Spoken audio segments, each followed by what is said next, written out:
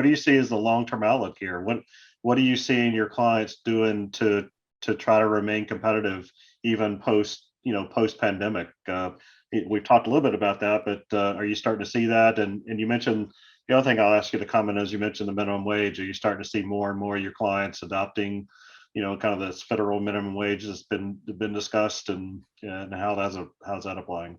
Yeah, absolutely, John. I think increasing wages is a hot topic, and I think that we're seeing a lot of companies come out with matching the federal limits, with actually even going above that. I think that's kind of a little bit of the trend. It's going to put a lot of the pressure on the operators, as we kind of talked about before. Not only is, when you increase that wage limit, but also you think about that, if you have a increased overall benefit, then you got to tack on overtime on top of that. I mean, you're continuously adding on, as far as, what you're paying, and maybe there needs to be a little bit of a kind of a set off to some extent, but that is definitely some tactics that a lot of firms are using, is we'll pay you more. And that's what we're seeing right now in such a tight market like we find ourselves. Like I said, I think the long-term outlook, at least hopefully it's the short term, is that, it does open up a little bit more and it becomes a little bit more relaxed towards maybe the end of the year. But I do think the holiday pressure is going to put some demand on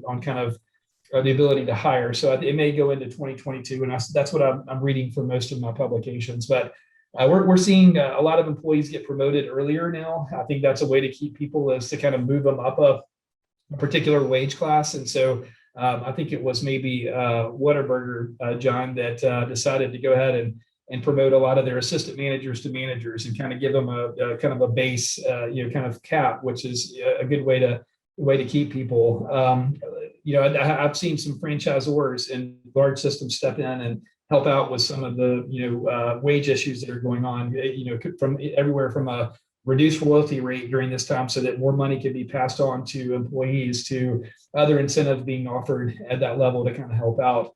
One of the most creative I saw, I think it was a large McDonald's franchisee.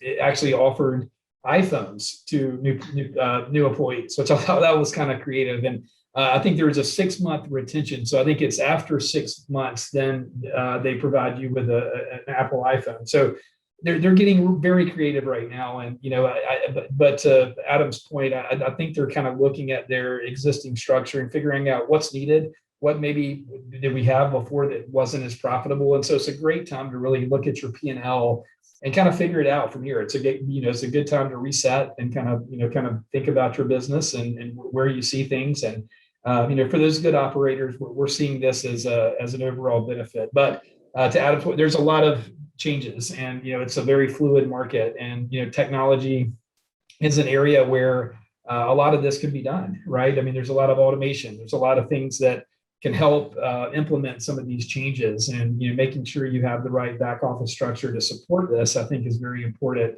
kind of going forward. So definitely a dynamic environment. Hopefully, the next few months it'll start to calm down a little bit, but yeah, we're seeing it across the board.